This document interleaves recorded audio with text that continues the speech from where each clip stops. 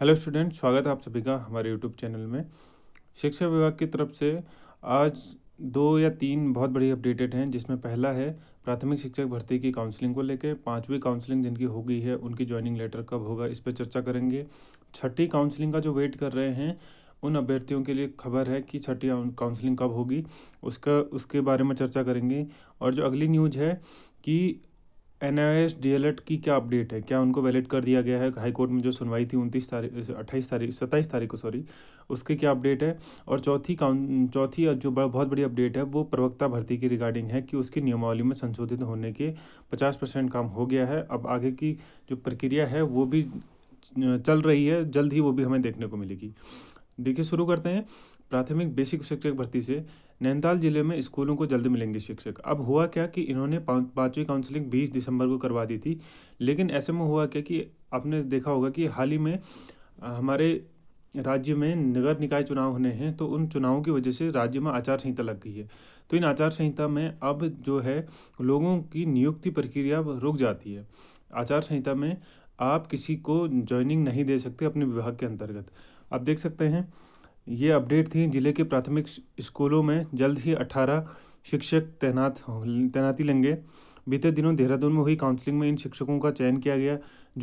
में जिले के प्राथमिक शिक्षकों के रिक्त पदों की तैनाती के लिए प्रक्रिया शुरू की गई। 10 अगस्त से चयन प्रक्रिया शुरू हुई।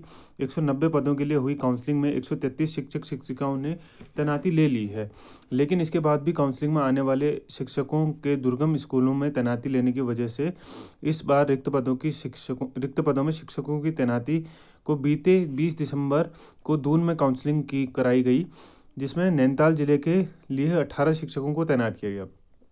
जिला शिक्षा अधिकारी प्रारंभिक शिक्षा HB चंदन ने बताया कि निकाय चुनाव की आचार संहिता के बाद शिक्षकों को स्कूलों में तैनाती दी जाएगी। अब बहुत सारे लोगों का क्वेश्चन था कि निकाय चुनाव में तो विज्ञप्ति नहीं आती है और ज्वाइनिंग और ये सब चीज़ें तो हो जाती हैं। तो इस मामले में हमारे शासन की तरफ से ये देख सकते हैं आप, ये लेटर निकाला गया है। महानिदेशक विद्यालय शिक्षा उत्तराखंड नन्नूरखेड़ा देहरादून की तरफ से लेटर निकाला गया, जिसमें साफ साफ लिखा गया, मैं आपको दिखा देता हूँ। प्रदेश में नगर निकाय चुनाव के संबंध में आचार संहिता के संबंध में ये लागू होने के संबंध में उपयुक्त विषय वर्तमान में प्रदेश नगर स्थानीय निकाय सामान्य निर्वाचन 2024-25 की आचार संहिता लागू है। फलस्वरूप विभाग में किसी भी प्रकार की नियुक्ति, आप साफ साफ देख सकते हैं, विभाग में किसी भी प्रकार की नियुक्ति, स्थानांतरण, टेंडर आदि के नवीन कार्य बिना राज्य निर्वाचन आयोग की अनुमति के नहीं किए जाएंगे। अब ऐसे में क्या है कि किसी भी नियुक्ति के लिए आपको जो इलेक्शन कमीशन है उससे परमिशन लेनी पड़ेगी।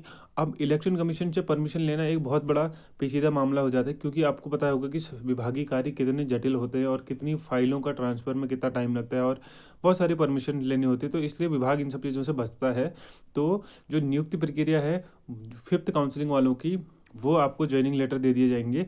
एक और अपडेट थी, वो ज्वाइनिंग लेटर मिलेंगे आपको उसके बाद मतलब 25 तारीख की, जब आचार संहिता का नगर निकाय चुनाव का रिजल्ट आ जाएगा और आचार संहिता हट जाएगी, उसके बाद आपको ये सब ज्वाइनिंग लेटर देखने को मिलेगी। और छठी काउंसलिंग के बारे में ये अपडेट है कि लोग प्रेशर तो बना रहे हैं, लेकिन देखना ये होगा कि NIS के कोर्ट का रिजल्ट क्या निकल के आता है, उस पर डिपेंड करेगा कि छठी काउंसलिंग होगी या नहीं होगी। अब ये बागेश्वर की अपडेट है, अभ्यर्थी नहीं मिलने की वजह से रिक्त रह गए पद। यहाँ पर भी आप देख सकते हैं कि 28 पद जो है रिक्त रह गए हैं, जिसमें से जो 10 पद हैं वो आपके EWS श्रेणी के हैं, आर्थिक रूप से कमजोर श्रेणी के 10 पद हैं 28 पदों में से। उसके बाद 4 SC के पद हैं, अनुसूचित जाति के 7 पद हैं और अनुसूचित जनजाति के 4 पद रिक्त रह गए। तो इस हिसाब से यहाँ पर भी काफ़ी ज़्यादा पद खाली, 28 पद खाली रह गए हैं। अब छठी काउंसलिंग के लिए देखना होगा कि विभाग क्या निर्णय लेता है। सबसे पहले मैं आपको अपडेट देता हूँ कि NIS का जो केस है वो पोस्टपोन हो गया है। 27 तारीख की जो सुनवाई थी वो अब 31 तारीख को चली गई है, और होपफुली ये अंतिम सुनवाई होगी और उस दिन आपका डिसीजन आ जाएगा कि गवर्नमेंट क्या डिसाइड करना चाह रही है, NIS अंदर होता है या नहीं होता है। अगर होता है तो इसी छठी काउंसलिंग से होता है या फिर आगामी भर्ती प्रक्रिया से होता है। तो ये बहुत सारे क्वेश्चन हैं जो कोर्ट के डिसीजन आने के बाद ही क्लियर हो पाएगा। तो देखना ये होगा कि अब कोर्ट का डिसीजन क्या आता है। और एक और बड़ी अपडेट थी, जो है हमारी प्रवक्ता भर्ती की सेवा नियमावली के संशोधन को मंजूरी मिल गई है। जी हाँ, आप लोगों को पता होगा कि जब प्रवक्ता की भर्ती होती है तो सबसे पहले आपका 150 नंबर का एक स्क्रीनिंग पेपर होता है, जिसमें आपका history, polity, geography, Uttarakhand, GK, reasoning सभी आपके मिक्स सब्जेक्ट्स आते हैं, ठीक है। तो ऐसे में क्या होता है कि जो सब्जेक्टिव तैयारी कर रहे होते हैं लोग, तो उनको अपने सब्जेक्ट पे तो अच्छी पकड़ होती है, लेकिन अगर जिनका प्री ही क्वालिफाई नहीं होता है, स्क्रीनिंग पेपर ही क्वालिफाई नहीं होता, तो वो अपना जो दक्षता है उसको दिखाने में असमर्थ रहता है, क्योंकि अगर आपका प्री क्वालिफाई नहीं हुआ तो आप वहाँ पर मेंस में पेपर देने दिया नहीं जाता है आपको। तो ऐसे में जो हमारी सेवा नियमावली थी प्रवक्ता की, तो उसमें संशोधन को कार्मिक विभाग से मंजूरी मिल गई है।